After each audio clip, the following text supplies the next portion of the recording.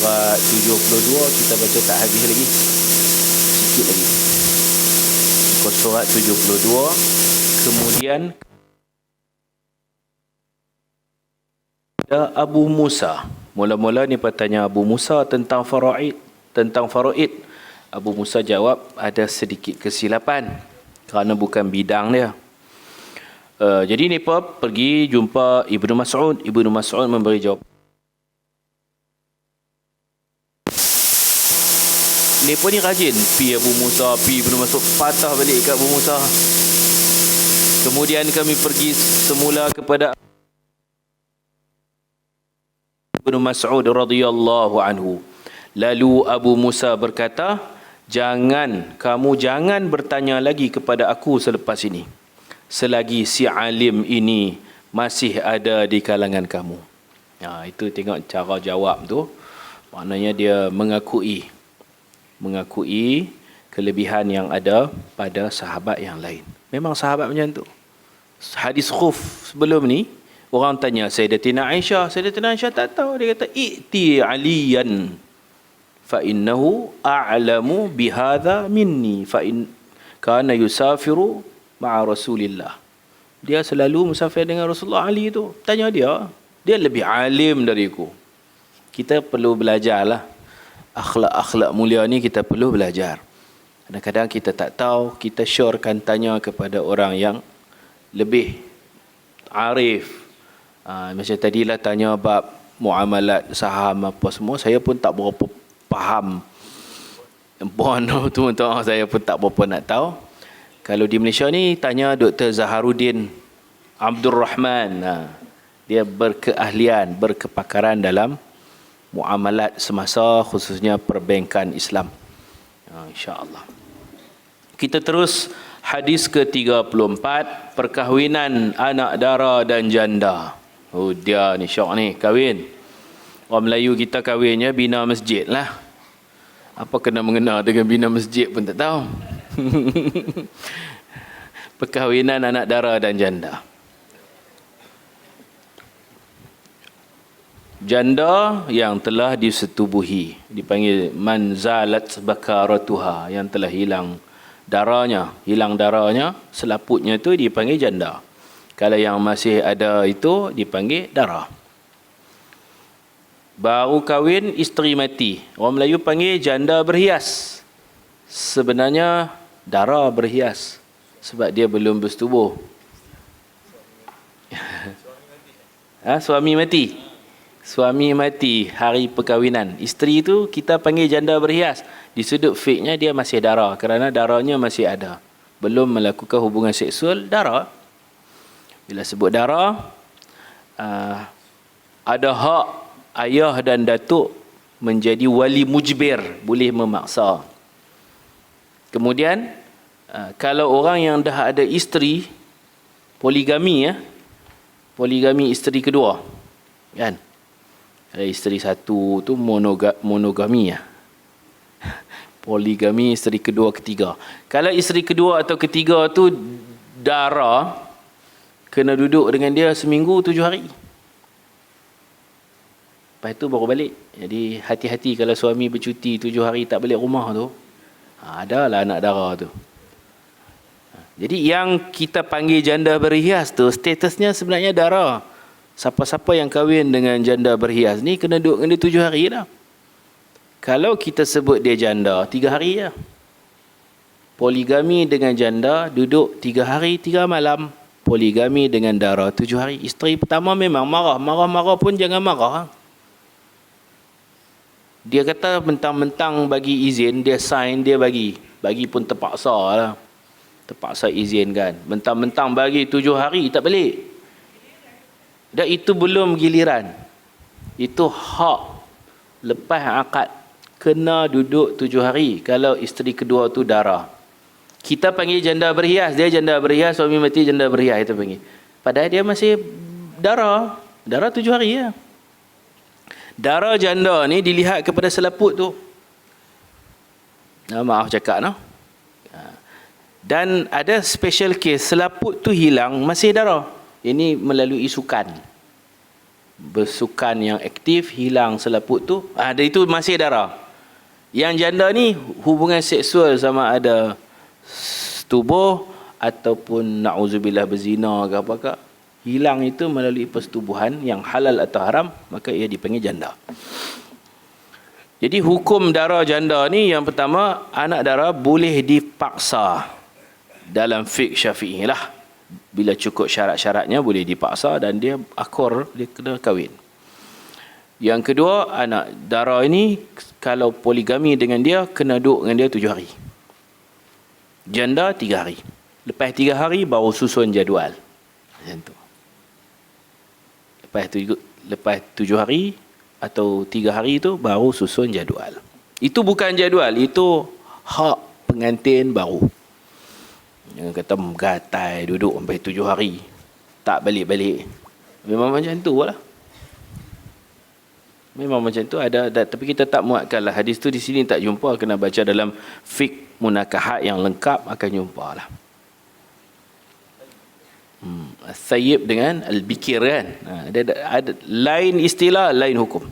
An Abi Hurairah radhiyallahu anhu anna an-nabiy sallallahu alaihi wasallam qala la tunkahul ayyimu hatta tusta'mar wa la tunkahul bikru hatta tusta'zan. Qalu ya Rasulullah wa kaifa iznuha? Qala an taskuta. Rawahul Bukhari wa Muslim. Artinya daripada Abu Hurairah radhiyallahu anhu, sesungguhnya Nabi sallallahu alaihi wasallam bersabda, seorang janda tidak dinikahi sampai diminta pendapatnya. Janda tak boleh paksa. Sehingga dia bercakap, kata dia setuju dengan jelas,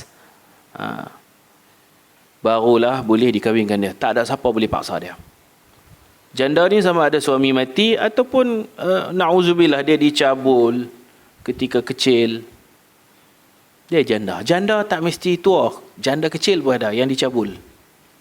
Maaf cakap, yang dirogol. Janda kecil. Lepas tu Nabi kata janda ni sehingga dia baligh, satu syarat pertama. Yang kedua, dia bersuara, bercakap. Dia nak kahwin, baru boleh kahwin. Bi'ibarah sarihah, dengan bahasa yang jelas. Sehingga baligh. Adakah janda kecil? Ada. Kes-kes pencabulan. Siang kecil-kecil dah jadi janda. Nabi kata sehingga tidak boleh dikahwinkan dia sehingga dia baligh. Baligh dan dia bersuara. Dia kata saya setuju. Macam tu. Kalau dia kata ikut ayah, ikut ayah tak boleh. Kadang-kadang mungkin dia tak mau, ayah paksa. Anak dara tak apa, anak dara. Janda, maksud saya ni janda. Kadang-kadang sampai ketua dia tak mau kahwin. Sebab dia trauma dengan insiden yang berlaku. Tak boleh paksa, pujuk boleh. Dan yang menyedihkan, kadang-kadang tu dia berubah jadi macam lelaki untuk pertahankan diri. Dia besar, dia gunting rambut, dia jadi macam lelaki. Kita tak tahu masalah dia. Rupanya kalau dia rasa, kalau dia tak buat ganas macam tu, nanti orang akan ambil kesempatan atas dia. Kecil-kecil dulu dia ada sesuatu yang berlaku, jadi besar, dia pakai solak jin, dia gunting rambut, dia jadi macam orang lelaki. Cakap pun suara besar. Dia fikir lelaki-lelaki ni semua tak boleh pakai. Dia tak tahu macam Ustaz Zamri ni okey je. Dia fikir lelaki semua jahat. Aku tak boleh jadi perempuan, aku kena jadi lelaki, mempertahankan diriku daripada kejahatan lelaki. Tak mau kahwin sampai sudah. Tak apa, macam mana dia tak mau. Tak jumpa gitu. Islam tak bagi paksa dia, pasal dia ada sesuatu masalah peribadi dia. Kalau nak dara tak apa, kita boleh pujuk, boleh paksa pun tak elok juga. Eloknya bincang lah. Dan bincang kalau dia diam je tu, diam tanda setuju nak dara. Mak dia tanya, macam mana tadi yang datang merisik menengok tu, setuju ke? Senyap, senyum. Tak kata apa, setuju tu. Kalau tak setuju, dia kata nak belajar lagi. Dia bagi alasan. Kalau dia senyap, lari masuk bilik, tutup pintu, senyum-senyum tu, setuju lah tu. Yang janda jangan. Senyum tak tanda. Dia kata as-sukut yadullu ala ridha. Diam tanda setuju. Diam siapa tu? Diam dara. Diam janda belum tentu. Kadang diamnya tu tanda protes. Dia simpan, dia pendam. Kita tak tahu. Izinnya dengan bersuara. Dan seorang gadis tidak dinikahi sampai diminta izinnya. Mereka bertanya, wahai Rasulullah, bagaimana izinnya? Baginda bersabda dengan diamnya. Nya ni kembali berdarah. Diam janda tak? Diam janda tak menunjukkan kata setuju. Kita terus hadis ke-35. Boleh habis pagi ni. Khatam Thayyibah. Haram nikah sebab penyusuan. An Aisyah radhiyallahu anha qalat qala Rasulullah sallallahu alaihi wasallam yuharramu min ar-radha'ati ma yuharramu min al-wiladati rawahu al-Bukhari wa Muslim.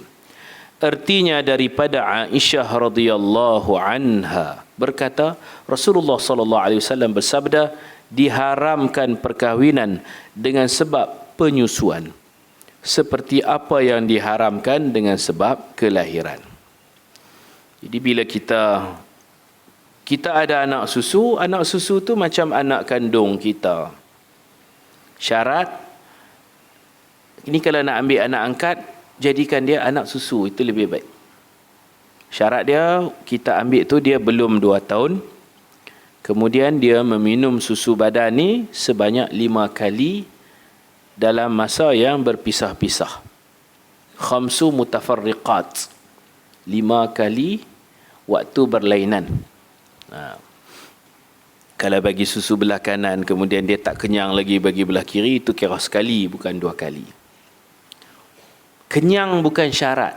Walaupun orang Melayu sebut 5 kali kenyang. Syaratnya ialah waktu berbeza, berpisah-pisah. 5 time lain-lain. Contoh, kalau kenyang pun dia duk gunggung, duk peluk tu, tidur malam, tidur ke 10 malam sampai ke subuh. Duk dekat, duk gunggung tu. Maaf, dia kenyang dah tu. Jenis gunggung tak lepas. Nanti bila dia riau, dia menangis, dia minum lagi. Bukan 2. 1 kali, pasal tak pisah. Sekarang saya buat contoh lapak. Ibu bagi susu, anak belum kenyang, mana masih lapar. Hujan turun. Ibu tinggal anak menangis. Ibu susu tinggal anak susu, anak menangis. Menangis tanda dia masih kelaparan. Pi angkat baju di ampaian. Nanti ibu ni ambil masa, kutip baju, mai. Kita kata mai sambung menyusu kan. Dalam fiqh itu dikira rad'atan thaniyah, susuan kali kedua. Bukan sambung. Pasal pisah. Sebab tu tidak diguna khamsu mutasyabi'at. Dalam kitab disebut khamsu mutafarriqat. Tapi mana mai Melayu terjemah 5 kali kenyang, tak tahu. 5 kali dalam masa yang berbeza, lain-lain. Tak sedap terjemah macam tu. Biar tak sedap tapi tepat daripada sedap tak tepat. Kerana salah kira, macam tadi kan, dia bagi susu, dia lari pergi ambil baju, dia kata dia main sambung hak tadi juga. Padahal ada 2. Nanti dia kata 4, padahal dah 5. Bila besar, anak dia nak kahwin dengan anak susu. Dia kata boleh pasal baru 4 kali. Padahal dah 5. Itu masalahnya. Kalau nak ambil anak angkat, jadi anak susu, hati-hati. Sebab anak kita dengan anak susu 2 beradik, tak boleh kahwin. Kalau cukup 5 kali susuan dalam tempoh waktu yang berbeza-beza, bercerai-cerai. Khamsu mutafarriqat. Kenyang tak kenyang tu cerita lain. Yang penting masa berbeza. 15 minit kemudian bagi susu lagi. Tu kira lain dah tu. Susuan yang berbeza. Dia sudah meningkat angka susu. Susu pertama tadi, 15 kemudian susuan kedua. Walaupun menyambung. Pisah badan lah, pisah badan. Lebih memang confirm jadi anak susu. Ini masalahnya dia menafikan kata 5, dia tahu 4. Padahal kalau dia pandai kira 5. Lebih besar tengok anak susu pun comel, anak dia pun handsome, bagi kahwin. Boleh kahwin, 2 beradik. Kalau dah jadi anak susu tak boleh. Dia jadi macam anak kita, anak betul. Anak saya 6 orang. Kalau saya ada anak susu seorang, saya terpaksa mengaku anak saya 7. 6 anak kandung, 1 anak susu. 7 anak saya. Bukan anggap, memang anak kita. Sedarah daging kita. Cuma dia nak kahwin, kita tak boleh jadi wali. Wali kena wali kandung. Kita mati kalau kita tak wasiatkan, tak hibah, dia tak layak menerima pusaka. Pusaka kandung. Gitu je lah. Di sudut wuduk tak batal, dia anak kita. Salam pun boleh. Kita naik, kita duduk bilik dengan dia, tak dituduh khalwat. Tapi kena ambil kecil-kecil lah, 2 tahun ke bawah, bagi susu. Kalau isteri kita tak boleh bagi susu kan, kalau isteri kita tak boleh bagi susu, kita cari dalam family kita. Kak kita ke, kak ipak kita ke. Kalau kak ipak kita bagi susu, dia anak kak ipak kita lah. Dengan kita, kita jadi bapa saudara susuan. Dah anak kak kita, kita pak saudara, pak penakan lah orang Kedah panggil. Kalau tak jadikan dia anak susu kita, jadikan dia anak saudara susu. Kaedah dia macam ni. Anak angkat tu kalau perempuan, dengan isteri kita dia tak timbul masalah. Sebab perempuan dengan perempuan tak susu pun tak apa, salamnya. Ni makcik-makcik ni bukan ada hubungan susu pun boleh salam. Perempuan dengan perempuan tak batal wuduk kan. Jadi besar nanti dia akan bermasalah dengan kita sebab dia perempuan, kita lelaki. Isteri kita bagi susu, dia jadi anak susu kita. Kalau isteri kita tak boleh bagi susu, kita cari dalam keluarga kita. Keluarga kita sendirilah. Kak kita atau kak ipar kita. Nak bagi jadi anak dia orang, dengan kita pak saudara. Faham tak? Jadi dia anak abang kita. Dia jadi anak kak kita. Kita pak saudara kan? Pak saudara dengan anak saudara, tak batal cuma kita tambah pak saudara susuan. Tak ada aurat. Macam anak betul tak ada aurat apa. Ya.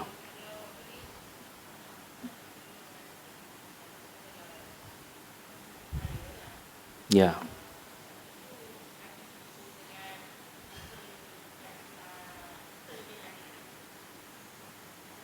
Macam mana? Anak siapa? Lelaki, okey. Anak angkat.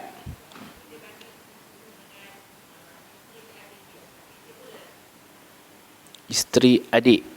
Isteri. Ya.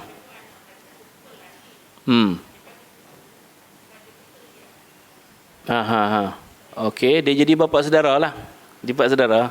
Status anak tu, anak susuan dia jaga, tapi anak susuan kepada adik dia. Dengan dia bapa saudara lah. Jadi anak saudara susuan duduk di rumah bapa saudara susuan. Okey, anak saudara. Ya. Ya. Pak angkat tu sebenarnya kita sebut pak saudara susuan. Pak susuan dia yang betul, yang adik kepada pak angkat lah. Macam tu, memang kaedah dia macam tu lah. Kadang-kadang kita nak suruh isteri kita bagi susu, tak keluar susu, urut tak keluar, tak perlu kita susah hati. Isteri kita tak boleh bagi susu, mungkin kak kita, kak ipar kita, adik ipar kita. Kalau anak angkat itu perempuan, ayah ni kena berikhtiar lah. Kalau anak angkat itu lelaki, ibu angkat tu lah kena usaha. Aku bagi susu, aku tak boleh bagi susu, aku carilah dalam family ku bagi susu. Si ayah tak ada masalah, anak angkat lelaki, ayah lelaki, tak payah fikir. Bini kita lah kena fikir. Isteri kita fikir lah. Kalau dia boleh bagi susu, dia bagi susu. Kalau dia tak boleh bagi susu, dia carilah kakak kandungnya atau kakak ipar dia, adik kandung dia atau adik ipar dia, supaya anak itu menjadi anak susu dalam keluarga isteri. Dengan isteri, sama ada isteri menjadi ibu susu atau akan jadi mak saudara susuan. Dapat nah? Faham nah? Kalau saya ambil anak angkat lelaki, saya tak boleh buat apa isteri saya dalam fikir, sebab besar nanti bermasalah dengan dia. Saya ambil anak angkat perempuan, itu saya kena fikir. Saya nak bagi susu tak boleh sebab saya lelaki. Isteri saya pun tak keluar susu. Jadi saya carilah isteri abang saya ke, isteri adik. Keluarga kami semua lelaki. Nak suruh abang saya bagi susu pun tak keluar susu. Isteri abang bagi susu, jadi anak abang lah. Anak abang dengan kita, pak saudara lah. Saya paling bongsu, Pak Su lah. Pak Su susu. Pak Su susu, gitu. Jadi Pak Su, anak susuan duduk dengan Pak Su pun tak apa, nak duduk dengan abang pun tak apa. Duduk dengan kita lah kan. Itu. Tapi kalau dah ambil tu dah besar dah, ataupun dah lebih daripada 2 tahun, tak jadi lagi kalau bagi susu pun, boleh jadi anak angkat, tapi batasi aurat tu kena jagalah, itu je. Tak ada masalah. Okey. Diharamkan lah susu. Kalau susu lembu tu, itu takkan nak jadi anak lembu. Dia susu orang lah, baru jadi anak orang. Susuan. Nabi minum susu Suwaibah Al-Aslamiyah. Beza Nabi dengan Sayyidina Hamzah beberapa bulannya. Sayyidina Hamzah minum dulu Suwaibah Al-Aslamiyah punya susu. Sebab tu Nabi dengan Sayyidina Hamzah abang susu lah. Hamzah itu abang susuan Nabi. Minar radha'ah. Hamzah juga pak saudara. Beza berapa bulan dengan Nabi. Nabi sedih, Sayyidina Hamzah mati terbunuh Uhud, Nabi sedih. Kerana dia berpangkat pak penakan Nabi, pak su Nabi, dan dia juga abang susu. Rapatnya hubungan. Nabi pernah orang kira faham tak? Orang pernah berkira, sahabat pernah berkira-kira nak jodohkan Nabi dengan puteri Hamzah. Nabi tak mau.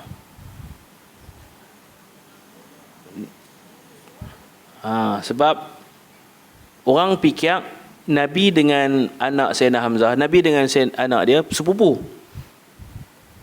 Betul? Nabi dengan anak Sayyidina Hamzah, orang nampak sepupu. Sepupu dengan sepupu boleh kahwin tak? Boleh. Sahabat nampaknya begitu, tapi Nabi nampak yang lain. Nabi kata, ia anak abangku. Bila dia anak Hamzah, Hamzah tu abang susuan Nabi, jadi anak saudara Nabi. Mana boleh kahwin dengan anak penakan? Faham tak? Baru sahabat pun, oh betul ya. Itu. Kadang manusia ni dia mempunyai 2 pangkat.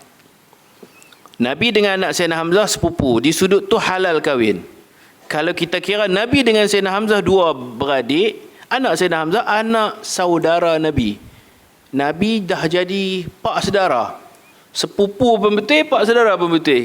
Dalam bab ni kita kira yang haram. Al-aslu fil abda' at-tahrim. Asal pada kemaluan, kalau banyak hukum kita cari hukum haram tu. Kemaluan jangan main-main, silap lagi jadi macam berzina apa semua. Al-aslu fil abda' at-tahrim. Asal pada kemaluan itu haram. Selagi tak nampak jalan halal, tetap haram. Nabi tak mau kahwin dengan anak Sayyidina Hamzah. Pak mentua saya Syekh Nikmat, anak dia 14 orang. 13, isteri pertama 13, isteri kedua seorang je. 14.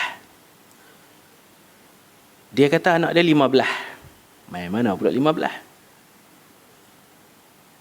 Rupa-rupanya cucu sulung Ustaz Arif kenal anak Ustaz Ali kan, Faiz bin Ali Rejab.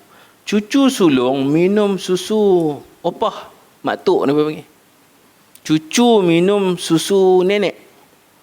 Minum. Nenek dapat anak bongsu, kemudian dapat cucu sulung. Anak bongsu dengan cucu sulung ni sekelas. Jadi belah anak sendiri, belah cucu. Duk bagi susu. Bila bagi susu, anak 14 kena kira 15. Jadi sepupu cucu sulung ni dengan cucu-cucu lain dia boleh salam. Faham tak? Dia boleh salam dengan semua sepupu sebab ya, saya sepupu, pangkat kedua saya anak nenek. Anak nenek panggil apa? Pakcik lah. Dia naik taraf. Aku cucu, aku anak nenek. Hampa cucu. Aku generasi Pertama, hampa generasi kedua. Dua pangkat wujud. Nabi sendiri dua pangkat. Anak saudara kepada Sayyidina Hamzah, adik Sayyidina Hamzah. Nabi tak ada abang. Nabi anak tunggal, itulah abang Nabi. Rapat sungguh. Bila Sayyidina Hamzah ditikam dalam perang Uhud tu, Nabi sedih kan? Sedih. Sampai Nabi bersumpah nak buat balik muslah, nak potong pipi, nak potong telinga, lidah, nak rompong-rompongkan. Sampai Nabi sumpah. Sebab mereka buat begitu, mereka belah dada, mereka toreh muka sampai hilang muka. Nabi sumpah, Allah tegur Nabi. Janganlah buat macam tu. Wala in sabartum lahuwa khairul lis-sabirin. Kalau bersabarkan lebih baik, maka Nabi membayar kafarah sumpah. Tak jadi ya. Kalau tidak, Wahsy tu dapat kat Nabi, aku kerat lidah, aku kerat hidung, geram sebagai manusia lah, biwasfihil bashar. Orang buat abang kita, kita geram lah. Dapat aku potong telinga, aku korek biji mata, aku hindun pun serupa. Allah Ta'ala tegur, jangan macam tu, sabar je lah, sabar. Kita sabar. Dengan kesabaran Nabi, rupa-rupanya Nabi pun tak jangkau takdir. Wahsy masuk Islam. Hindun yang gigit hati Sayyidina Hamzah, Islam. Jadi mak mertua Nabi pula. Nabi kahwin dengan apa tu? Anak Abu Sufyan, nama apa? Ramlah. Ummu Habibah, orang panggil kan? Ummu Habibah tu namanya Ramlah binti Abi Sufyan. Oh, jadi mak mertua pula dulu time geram. Nabi sebagai Rasul, ya, tapi biwasfil bashar, sebagai manusia, ada rasa marah tak? Marah, ha. Kalau takat orang tikam mati tak apa, ni muka hilang ni, hidung jatuh sana, telinga lempak sana, dia potong, dicincang, badan perut ni pun habis, organ-organ ni punya geram sungguh. Nabi pun tak apa, tak dapat kat aku, tak apa, dapat kena balik tak biar. Tapi Allah tegur lah, wa idza qataltum fa ahsinu qitlah, idza dhabhtum fa ahsinu. Teguran Allah. Ialah kita ni makin berumur, makin tahun ni kita terdidik dengan teguran-teguran Allah. Lagi tua, lagi bagus, lagi bertambah ilmu. Teguran dalam Quran dan hadis. Itabur Rasul lah. Allah menegur Nabi. Dan Nabi pun tarik balik tak dia. Okey, yang saya nak cerita macam tu, Nabi tak mau kahwin dengan anak Sayyidina Hamzah sebab anak Sayyidina Hamzah tu sepupu Nabi, dalam masa yang sama anak saudara Nabi. Macam cucu Tok Guru saya ni, dia cucu, dalam masa yang sama dia anak Tok Guru. Jadi dengan sepupu lain tu dia dah naik pangkat jadi pak saudara. Hampa kekal cucu, aku anak nenek, hampa cucu nenek. Gitu lah. Haram kahwin, halal salam. Haram kahwin, halal salam. Tapi kita cerita Nabi dengan Sayyidina Hamzah lah, no? Tetapi di hujung hayat Nabi kahwin dengan balu Sayyidina Hamzah. Boleh pula, no?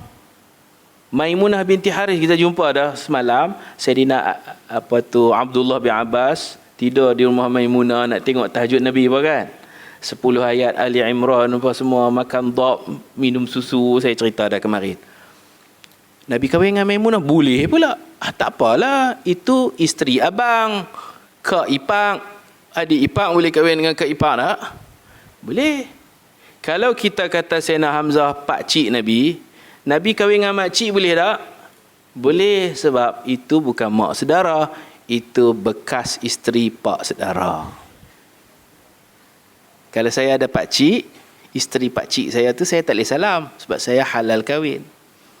Kita ni kadang-kadang pantang panggil makcik je, kita ingat mak saudara. Bukan mak saudara tu, isteri pak saudara. Tambah-tambah tak tahu apa ni, setengah orang tak tahu. Ada pelajar saya orang KL, waktu saya mengajar di Kedah dulu, dia orang KL. Dia tanya apa hubungan tu salam, tak tahu. Saudara, dia main saudara lah. Dia pun tak tahu maklum makna apa. Dia lagi berat ni. Kadang-kadang bau-bau macam dia kira saudara tu kira boleh salam semua. Itu kita dengan anak kita kena cerita, walaupun kadang-kadang budak-budak ni dia tak suka kita cerita ni kahwin dengan ni tok kahwin dengan ni apa ni. Tak mau dah, malah ni mau segera kan. Kena ceritakan bagi dia nampak, oh keluarga belah mana kan. Jadi Nabi kahwin dengan Sayyidatuna Maimunah, balu Sayyidina Hamzah. Macam kahwin dengan Kak Ipak lah, boleh. Atau kahwin dengan isteri pakcik, boleh.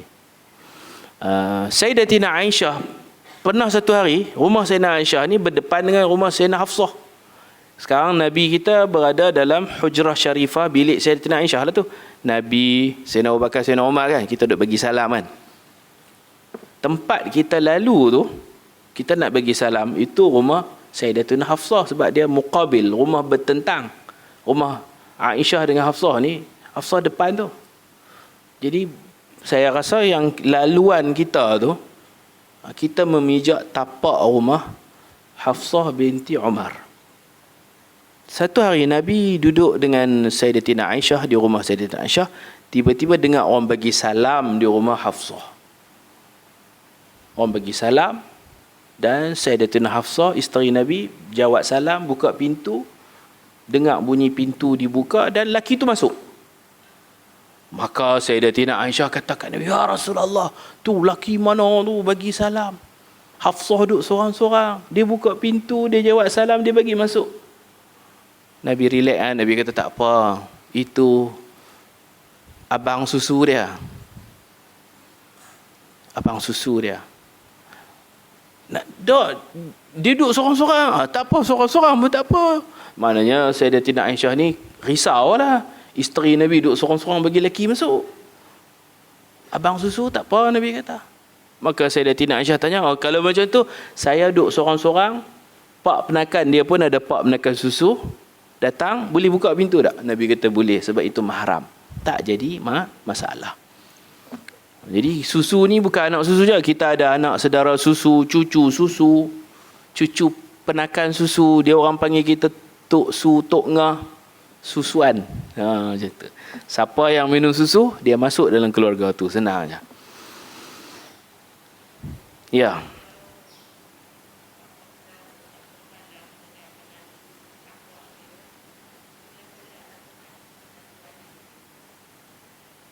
Macam mana sekali lagi? Menantu kakak. Bukan menantu kita. Oh, ya. Menantu kakak.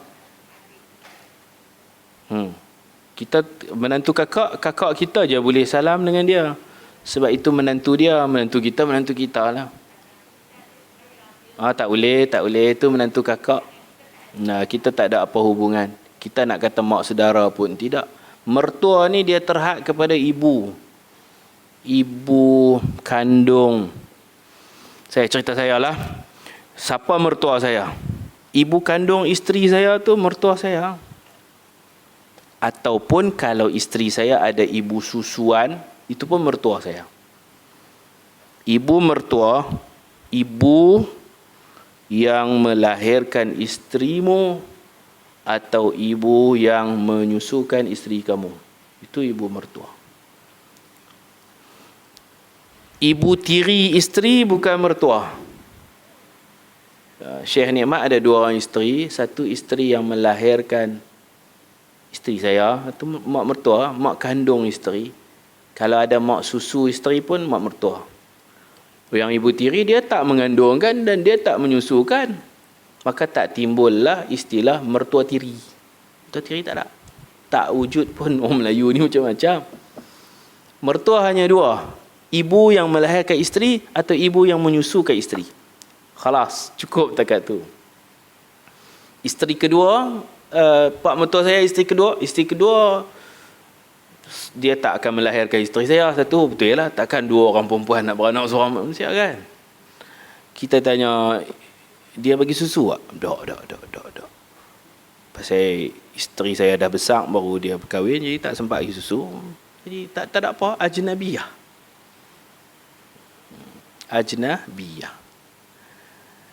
Begitu juga menantu. Ibu-ibu nak tahu siapa menantu. Menantu ialah seorang lelaki. Menantu kan? Macam tu, macam tadi, kalih balik lah. Suami kepada anak kandung atau suami kepada anak susu. Dapat? Pusing gitu lah. Itu je jadi mak mertua. Pak mertua pula. Pak mertua seorang lelaki yang berkahwin dengan anak perempuan kandung kita, atau seorang lelaki yang berkahwin dengan anak susuan kita, itu menantu kita.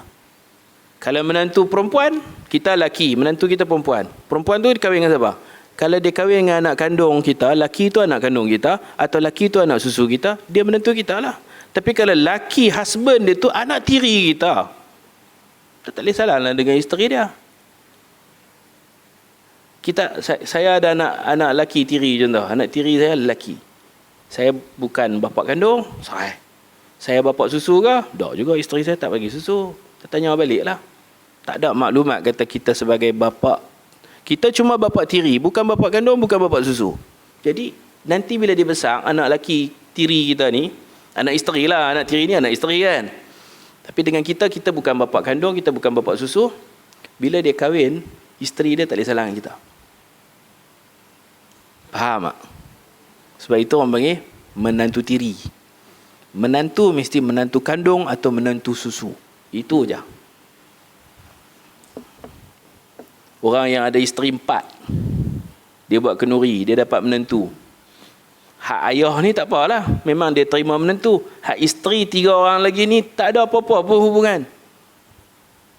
Yang kata mak mertua tu hanya isteri pertama. Dapat menantu lelaki, boleh salam dengan mak mertua. Bukan pak-pak tu mak mertua, seorang je. Kalau mak mertua pun dah mati, tak ada mak mertua. Faham tak? Ada tak ada mak mertua, 3 lagi lah aku salam, mana boleh. 3 lagi tu bukan mak kandung isteri kamu, bukan mak susu isteri kamu. Itu panggil mak tiri isteri. Kita Melayu panggil mak mertua tiri. Sebenarnya tak wujud pun mak mertua tiri tu. Tapi tak apalah, dah kita sebut, kita tulis mak mertua tiri bukan mahram. Tak boleh. Si ibu tu jangan salam, menantu ni pun kalau orang mengaji dia tak salam. Apabila kita kahwin, pak mertua kita ada beberapa orang isteri, kita salam dengan mak mertua kita sahaja. Saya dengan isteri kedua pak mertua saya tak salam, dia pun tak salam dengan saya. Dia pun faham, saya pun faham. Jadi kalau orang tak faham ni semua, mak kita panggil mak, mak ni pun mak. Seorang saya panggil mak, seorang saya panggil umi.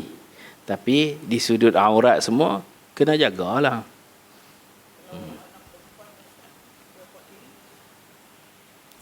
Itu pak tiri. Pak tiri syarat dia setubuh dengan mak baru dia jadi pak tiri. Dia kahwin dengan janda, janda ada anak, dia kena setubuhi janda baru dia diakui sebagai pak tiri, baru dia boleh bersalaman dengan anak si janda.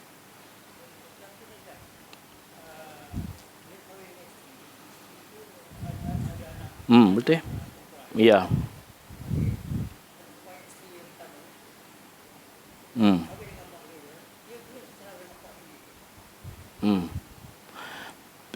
Dia pentakrifan tu kena jelas lah. Bila seorang perempuan dia ada mak, dia ada anak lah, mak tu janda, nama pun janda yang punyai anak perempuan. Okey.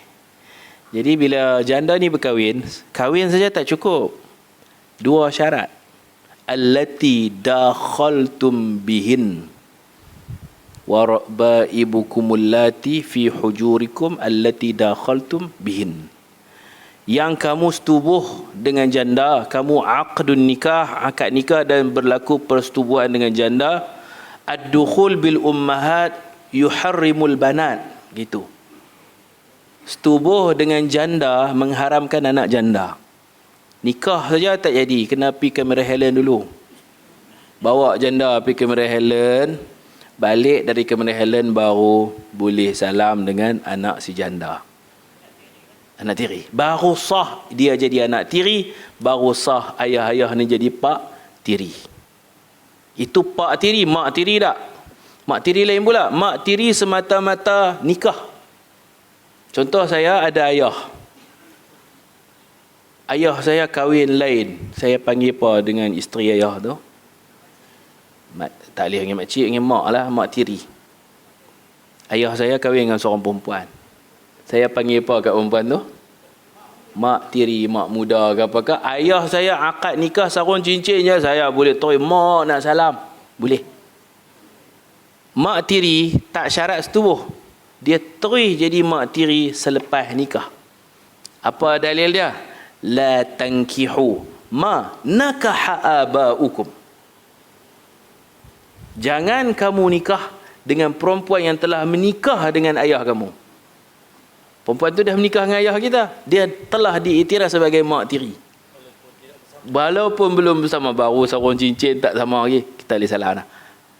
Itu kalau ayah kita kahwin dengan seorang perempuan. Makcik-makcik ni kalau kahwin dengan duda, anak duda boleh terus salam dengan makcik. Hak belakang lah. Makcik-makcik kahwin dengan duda. Makcik dara ke, makcik janda ke, yang penting kahwin dengan duda. Duda ada anak-anak lelaki, boleh salam. Jangan duk, tak boleh, batal wuduk, salam. Ibu tiri tak perlu syarat pergi kamera Helen. Tapi pakcik-pakcik ni kalau kahwin dengan janda, kena pergi kamera Helen dulu kalau nak salam dengan anak-anak dia. Anak dia pun tak boleh nak buka tudung lagi. Balik kamera Helen insya-Allah. Ya. Anak perempuan, anak lelaki tak apa. Kan ada beza. Kenapa beza? Tengok nas Quran. Nas untuk ibu tiri hanya nikah. La tankihu. Jangan kamu. Kamu tu siapa? Anak-anak lelaki. Anak-anak lelaki duda. La tankihu. Anak-anak lelaki duda jangan menikah. Manakaha abaukum. Semua perempuan yang ayah kamu menikah. Ayah kamu dah menikah, kamu tak boleh dah nikah dengan tu. Dia dah jadi mak tiri. Nikah. Akad ijab kabul tu. Sebaliknya, orang lelaki kahwin dengan janda, sama ada lelaki bujang atau duda kahwin dengan janda, dia masih terikat dengan satu syarat lagi. Nak jadi pak tiri kena setubuh. Nikah dan setubuh. Jadi kalau menikah dengan janda, Datuk Vida contoh kan, nikah dengan Datuk Vida ada anak perempuan. Nikah saja tak lagi. Buat kenduri belum. Kamera Helen dulu. Baru dia salam, anak-anak dia salam, okey, sambut. Dah jadi anak kita, anak tiri kita. Iya.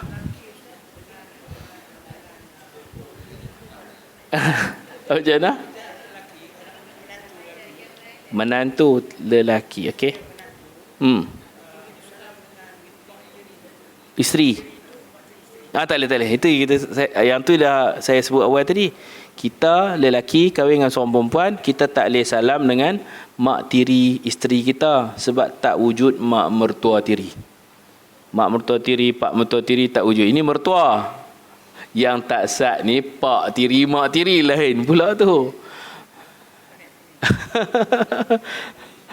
Kalau sebut pak mertua, kita yang kahwin, kita sebagai anak. Kalau sebut pak tiri, mak kita atau ayah kita yang kahwin. Jangan ni. Kita tak kahwin, ayah kita yang kahwin. Ayah kita kahwin dengan seorang perempuan, ya itu mak tiri kita. Menantu tidak boleh salam dengan mak tiri isteri, kecuali kalau mak tiri isteri itu merangkap mak susuan isteri. Dia jadi mak mertua susuan. Dia jadi dua tajuk dia. Yalah daurah kan. Tajuk mertua, tajuk menantu, tajuk pak tiri, mak tiri, gue semua sekali penin lah. Masa tak mencukupi. Itulah. Kalau mengaji fiqh, saya sedang terjemah kitab At-Tadhib Dr. Mustafa Bura juga. Akan keluar bab munakahat saja. Menarik. Fiqh berdalil. Kitab At-Tadhib fi adillati ghayah wa taqrib. Itu. Fi syarah wa adillati matnil ghayah wa taqrib. Saya cabut bab munakahat sebab banyak dalil-dalil dia. Baik, kita kembali kepada anak susu ni.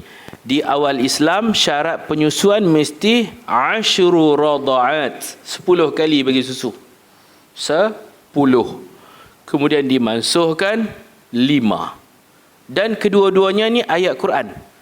10 kali susuan ini ayat Quran, 5 kali susuan ni pun asalnya ayat Quran. Kemudian dimansuhkan. Cari dalam Quran tak ada bab penyusuan, tak ada dalam Quran.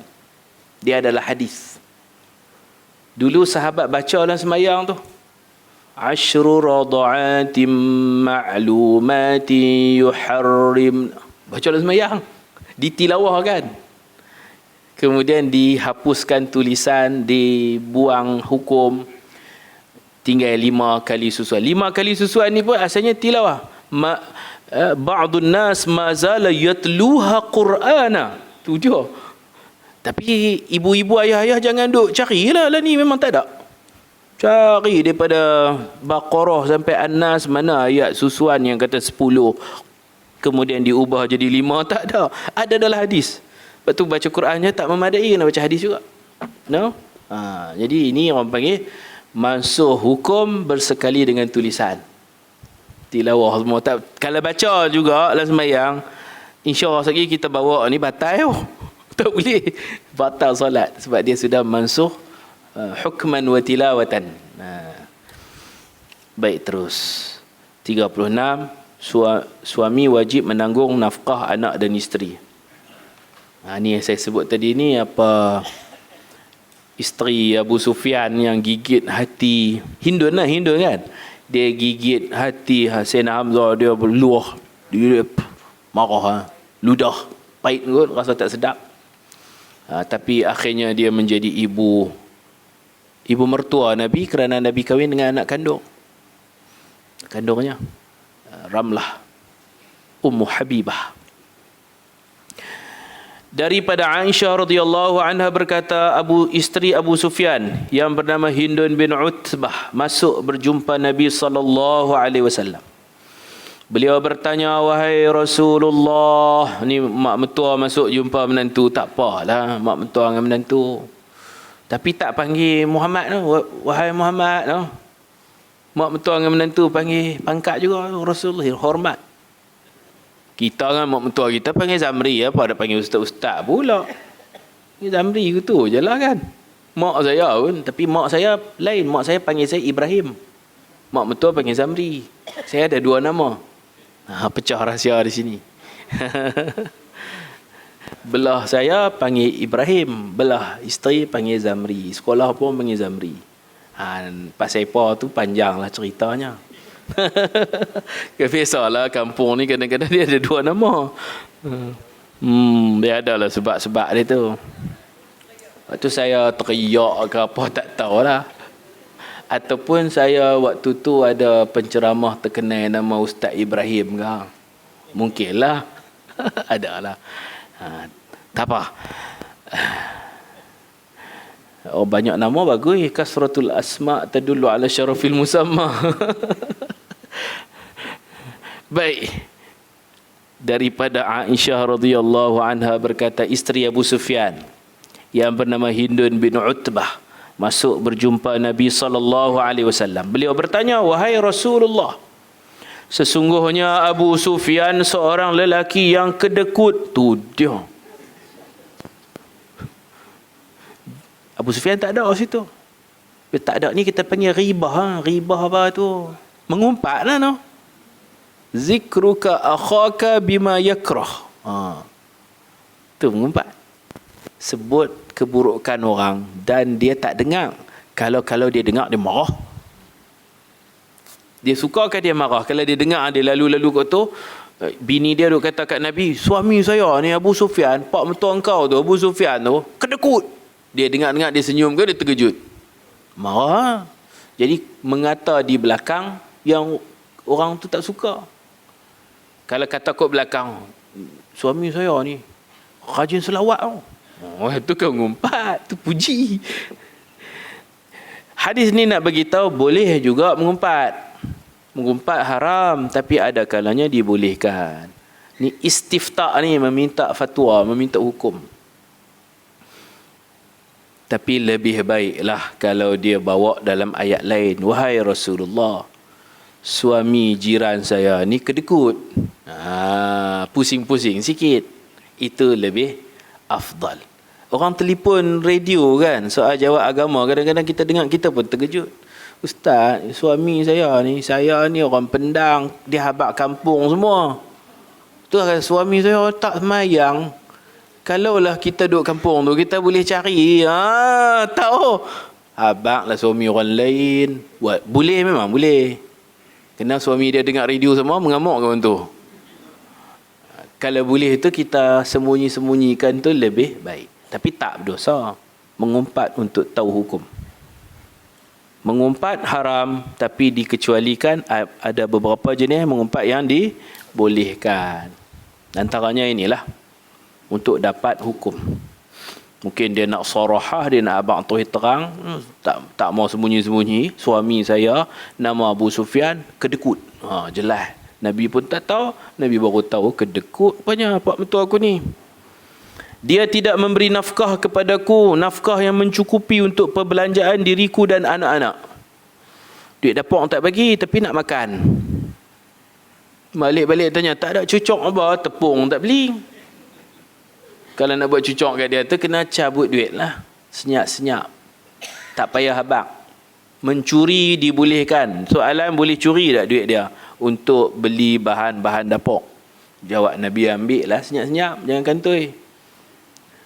Ambil sekadar yang diperlukan. Kalau suami duk bagi ni, jangan ambil lah. Suami duk bagi duit dapur, duit bulan, janganlah ambil. Kalau jenis dapat suami macam ni, ambil lah. Nak beli beras, nak beli ikan. Kalau dia balik tengok tak ada apa, dia boleh tiap, tak masak kau ni, tak makan ni. Duit tak bagi, nak beli pun. Curi pelan-pelan. Halal. Nanti raya-raya minta halal, minta maaf. Settle. Nafkah kan? Nafkah. Boleh. Kalau suami jenis mudah bagi tu, bincang elok-elok lah. Bolehkah saya mengambil hartanya tanpa pengetahuannya? Nafkah ni makanan, minuman, ubat-ubatan. Kadang isteri sakit, dia perlu ke ubat. Pergi klinik, dia pandai memandu, duit klinik nak ambil mana? Ambil duit suami ya. Suami payah kalau minta dia tak bagi, kalau ambil dia tak sedap. Ambil ya. Dia tak sedap, duit dia banyak, cabutlah sikit-sikit, jangan ambil banyak-banyak, nanti dia sedap. Boleh dalam keluarga tak apa. Yang duk bagi dah jangan ambil lah. Kadang-kadang suami pun pandai, dia buat tinggal duit, dia nak tengok. Itu jadi perang. Perang. Ini tidak dikira mencuri lah. Mengumpat pun tidak dikira mengumpat yang haram. Ambil itu pun untuk nafkah. Makan, minum. Termasuk alat-alat bersuci, alat tu tanzim. Nak beli ubat gigi, nak beli apa, orang perempuan dia beli lagi banyak. Sabun muka lah, lelaki tak ada. Sabun mandi tu lah muka. Bedak lah apalah kan. Alat-alat kecantikan ni pun sepatutnya suami yang kena tanggung. Tapi isteri kadang-kadang dia malas, nak curi malas, satgi dia marah. Nak minta dia tak bagi, maka isteri mencari kerja sendiri. Supaya dengan duit itu mudah dia membeli, tak perlu meminta-minta. Senang. Duit anak. Anak kena bagi duit kat mak. Kalau dia duk bagi dah, tak boleh ambil lah. Kalau kita terpaksa ambil, tidak berdosa. Nanti dalam bab kerak tangan pun tak kena kerak tangan. Nabi kata, anta wa maluka li abika. Kamu dan harta kamu milik mak ayah kamu. Sebab kita asal daripada mak ayah kita. Mungkin ibu ambil duit anak tu kerana anak tak bagi belanja, tak bagi nafkah.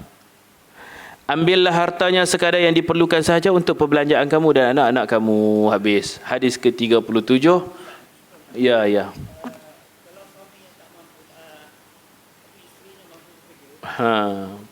Itu ihsan, belah kesian lah.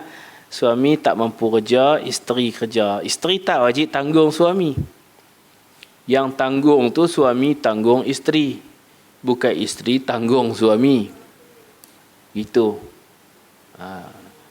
Kalau sampai i'sar, susah hidup, isteri dibenarkan memohon fasakh. Dunia dah terbalik. Dia tak tanggung saya tanggung dia. Boleh ada hak fasakh kalau mohon lah. Kalau qadi luluskan. Tapi biasanya isteri-isteri ni memang baik lah. Dia bersamamu beras faizah.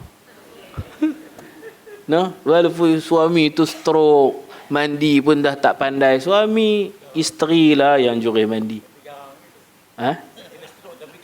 Garang lagi no. Isteri baik. Walaupun suami ni kadang maki, kena stroke pun maki, marah-marah, isteri tak apa, bagus, syurga milikmu.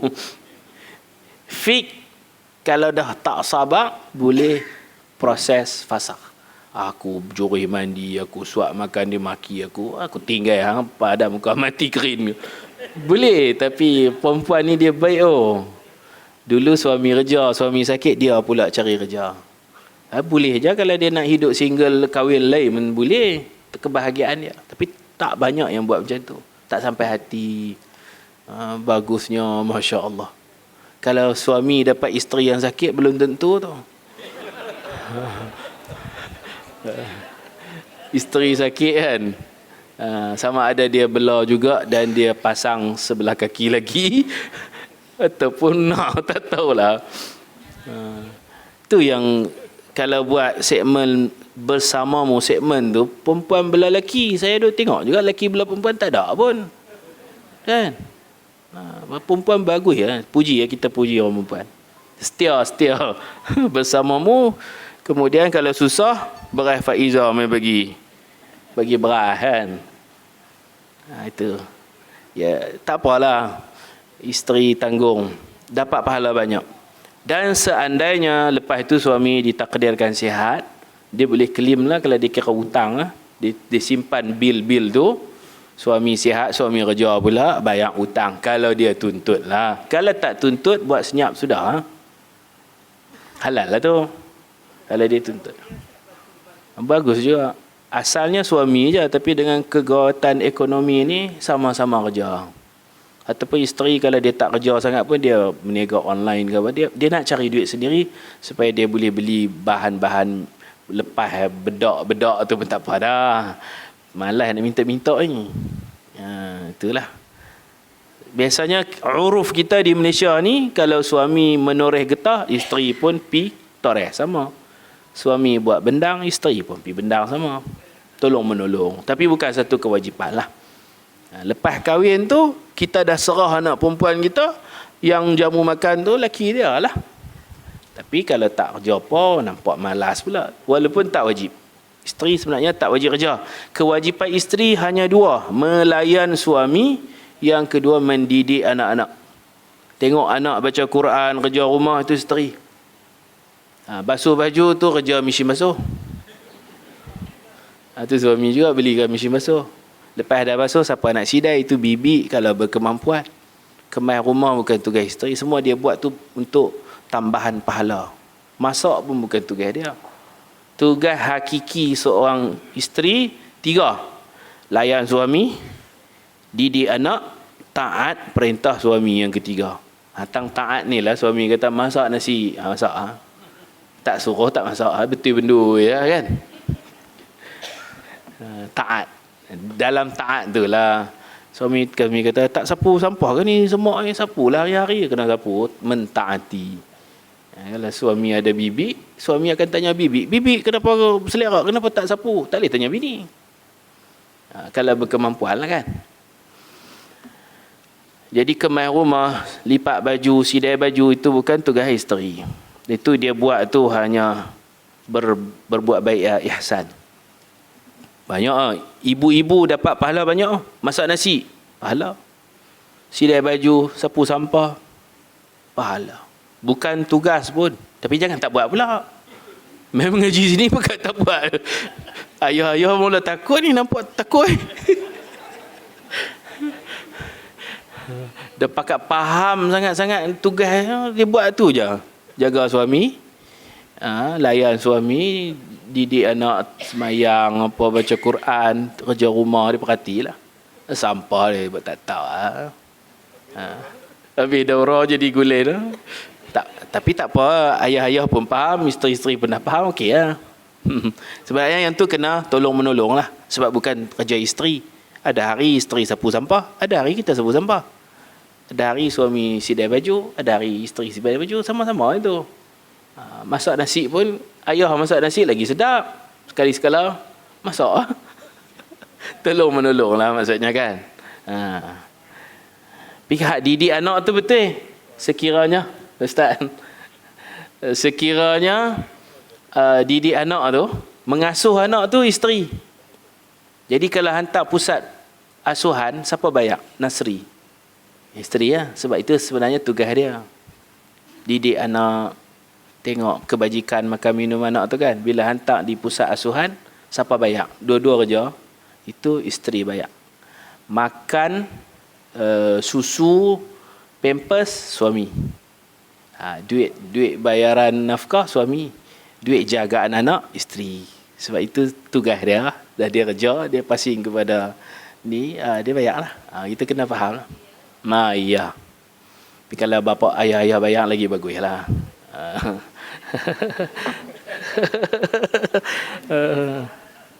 Ya, itu ayah. Kalau bercerai pun kena ayah juga. Anak tetap anak dia. Ada orang bila bercerai tak peduli dah. Duit yuran anak mak bayar. Kemudian bila mati, suami mati, anak-anak yatim, siapa tanggung? Pandai. Datuk, pak saudara sebelah ayah. Bukan ibu tunggal tu. Tidak teruk nega nasi lemak ibu tunggal. Jadi ada nasi lemak anak dara. Nasi lemak ibu tunggal pun ada. Orang kesian, orang beli untuk anak-anak yatim. Kalau kesian lagi, kahwinlah dengan ibu tunggal tu. Tak payah jual nasi lemak. Sebenarnya beban nafkah itu kepada bapa saudara sebelah ayah. Ibu tunggal ni ialah dia cari sikit-sikit lah. Yang mana tak cukup dia claim dekat pak-pak saudara sebelah ayah, bukan sebelah ibu. Kalau ada datuk boleh buat collection lah. Collection untuk bantu anak saudara. Tapi orang tak faham bab ni. Bila mati je buat tak tahu. Jenah berhempah pulah lah si ibu tu. Dengan tak ada suaminya, dengan cari duitnya, membesarkan anak. Allahu Akbar. Ya. Ya. Upah menyusu.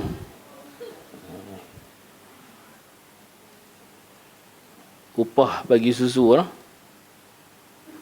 Siapa tanggung? Asalnya ibu yang bagi susu kan. Tak tahu jawapan yang tepat. Kalau dalam Quran sebut guna. Wa in asartum fasaturdi'u lahu ukhra. Ya.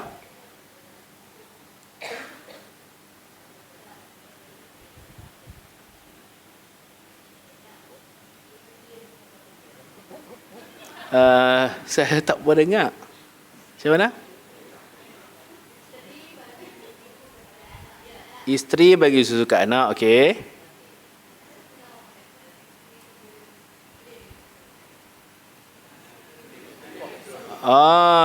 Upah susu. Okey, dia bagi susu ke anak kandung. Dia minta upah jagaan. Upah susuan. Upah susuan ni kepada ibu susu yang lain. Kalau isteri sendiri tak ada upah. Itu tanggungjawab dia mendidik anak, membesarkan anak. Suami bagi duit bulan lah, duit kerja bulan. Kerana kadang-kadang kita pun salah juga. Orang tanya isteri kerja apa? Tak kerja apa.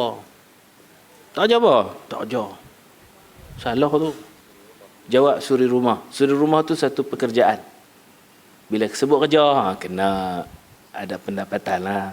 Ada gaji. Tak mau bayar tu. Isteri tak kerja apa. Orang yang belajar pun satu pekerjaan. Kalau kita isi borang, pekerjaan. Kita tak kerja lagi, nak isi apa? Student tu satu pekerjaan. Kerja belajar, sungguh-sungguh. Belajar sungguh-sungguh tu satu pekerjaan. Suri rumah. Okey. Kalau orang lain jadi ibu susu, siapa nak upah, itu saya tak pasti tu. Isteri upah atau suami upah, tak tahu. Baik, kita sambung. Satu lagi hadis boleh kot, no? Satu lagi. Nak habis dah ni? Habis kan? Macam mana Ustaz? Ke petang tak payah datang lah. Kan simpan sikit untuk petang. Sekarang pun dah 12 suku, no? Nak simpan juga. Ya, ya, ya. Semangat jihad sentiasa tersemat di hati. An Ibn Abbas radhiyallahu anhuma anna Rasulullah sallallahu alaihi wasallam qala yawm al-fath la hijrata ba'da al-fath walakin jihadun wa niyyah wa idza stunfirtum fanfiru rawahu al-Bukhari wa Muslim. Artinya daripada Ibnu Abbas radhiyallahu anhuma, sesungguhnya Rasulullah sallallahu alaihi wasallam bersabda pada hari pembukaan kota Mekah, tidak ada lagi hijrah setelah pembukaan kota Mekah. Hijrah dengan maksud dari Mekah ke Madinah dah tak ada dah. Sebab dulu mereka wajib meninggalkan Mekah, tinggal rumah, kekayaan, harta benda semua sekali, pergi duduk di Madinah bersama Nabi untuk menyokong, menguatkan kerajaan Islam Madinah. Wajib. Semua pi. Cuma cepat dengan lambat lah. Hak mampu dia pergi cepat. Hak lambat pergi juga.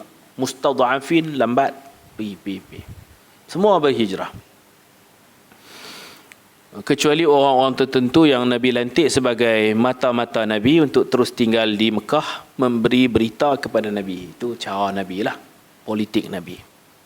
Jadi hukum hijrah meninggalkan Mekah, tinggal di Madinah wajib pada ketika itu. Setelah Nabi berjaya buka kota Mekah, tak wajib lah. Orang Islam Mekah duduk Mekah lah.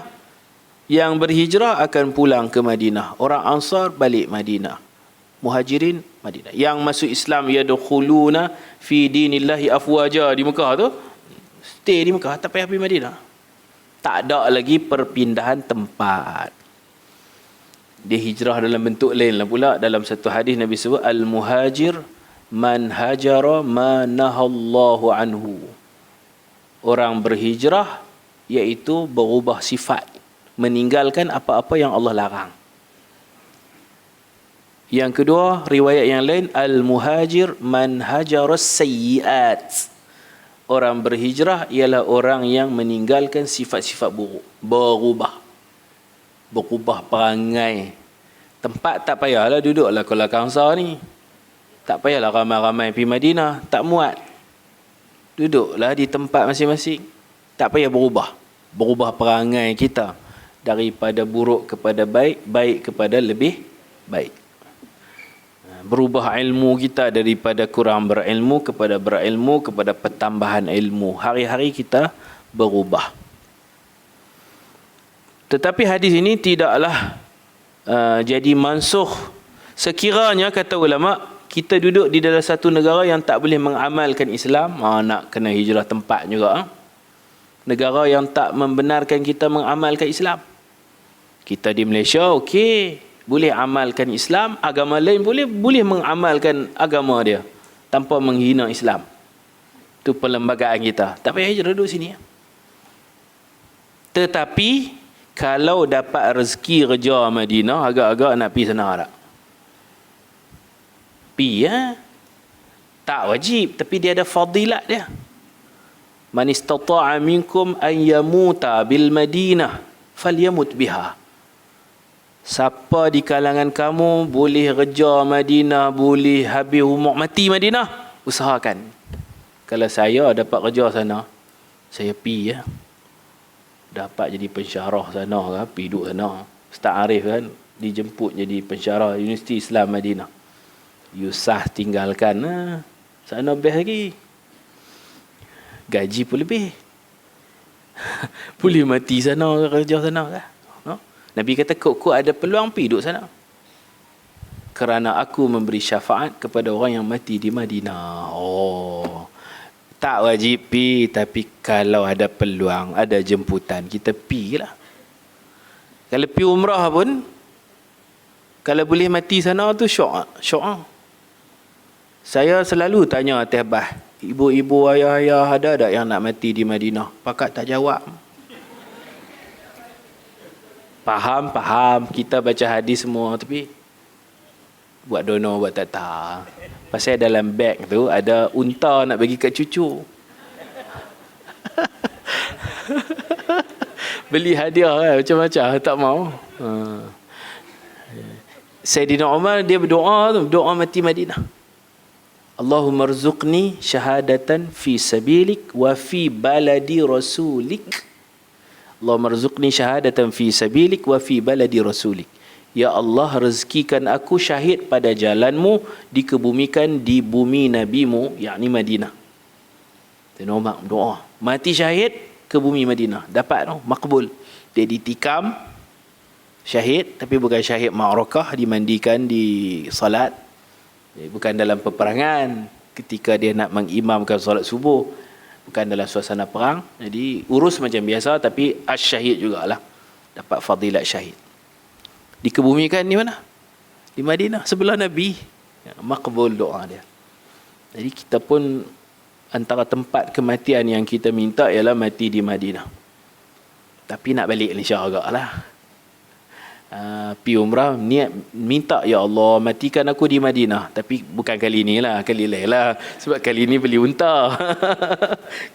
Kali-kali yang tak beli unta tu, kalau boleh nak mati di Madinah. Allahu Akbar. Dia teringin nak mati Malaysia, siapa? Allahumma rzuqni syahadatan fi sabilika wa fi baladi rasulika. Tu doa Sayyidina Umar, makbul.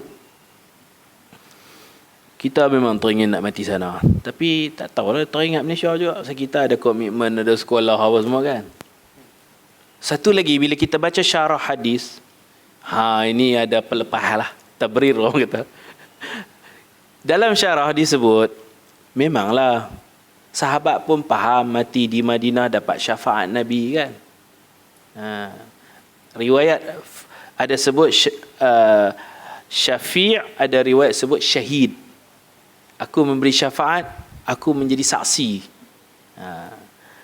Aku menjadi saksi kepada orang yang betul-betul beriman mati di Madinah, al-mu'minin. Dan yang kedua, aku jadi syafi', pemberi syafaat. Kalau dia ni ada dosa, dia taklah bagus sangat, dia ada dosa, aku tolong. Yang berdosa, mukmin asi, ana syahid, ana syafi', aku akan bantu dia. Kalau orang beriman yang betul-betul beriman, aku menyaksikan keimanan dia. Dua-dua riwayat tu diterima. Aku menjadi syafi', aku menjadi syahid, dua-dua betul. Bukan au tu syakur rawi, kata Imam Muslim, Imam Nawawi dalam syarah hadis. Au selalunya syakur rawi, tapi au ni tak. Nabi bagi jaminan, kalau hampa betul-betul bagui wali-wali Allah, aku menyaksikan keimanan. Kalau hampa biarlah nakai-nakai, ada dosa banyak, mati di Madinah, aku tolong. Nak apa lagi? Kita antara dua, baik dengan tak baik kan?